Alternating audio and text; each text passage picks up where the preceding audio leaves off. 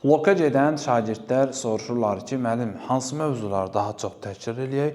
Bizə elə mövzulardır ki, həmin mövzuların həm izahını, həm testlərini işləyək və imtahanda bu bizim üçün daha faydalı olsun. Birinci növbədə ən əsas məsələ təhlillər. Çünki bir təhlillə sən bir neçə mövzunu tam olaraq əhatə eləmiş olursan. Fonetik təhlil 1. İkinci, leksik təhlil. Çünki leksik təhlilin içərisində amonim də var, frazeoloji birləşmə də var, hər şey var. Amma onların hər birini ayrı-ayrı işləmək sənin vaxtını daha çox ala bilər.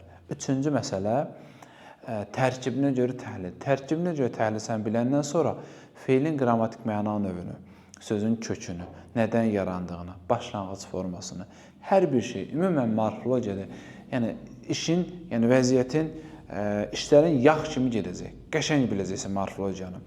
Bundan sonra gəlir sintaktik təhlil. Bilirsiniz ki, sintaktik təhlilin içində də hər şey var. Söz birləşmələri, sonra gəlir orada feili birləşmələr, tərkiblər, ümumən sintaktik təhlilin içində hər şey var. Cümlə üzvü nədir, baş üzvlər nədir, nə ilə ifadə olunub, hətta tabelin mürəkkəbi cümlədə nədir, başlanğıc budağın, orada çox primitiv şey düşür. Amma nə verir? Məsələn, budaq cümlənin xəbəri feili birləşmə ilə ifadə olunmuşdur. Sualın adı budaq cümlə sualdır. Amma nədən danışılır? Danışılır əsas orada feili birləşmədən, danışılır orada xəbərdən.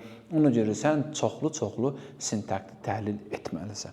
Nə qədər çox təhlil eləyəcəksən, imtahanı da bir o qədər rahat təhlil eləmiş, imtahanı da öhdəsindən bir o qədər rahat gəlmiş olacaqsan. Son günlərini necə bizlə keçirmək istəyirsənsə, hər gün sınaq işləmək və canlı yayımlarda iştirak etmək istəyirsənsə, bizə qoşulursan, imtahan gününə qədər bütün proqramı full olaraq, tam olaraq təkrarlamış olursun. Gedib yüksək nəticə toplasan, 380 plus toplasan, video paylaşmışıq, 300 manat qazanacaqsan, 400 balda toplasan, bir dənə iPhone 16 Pro da bizdən aparacaqsan.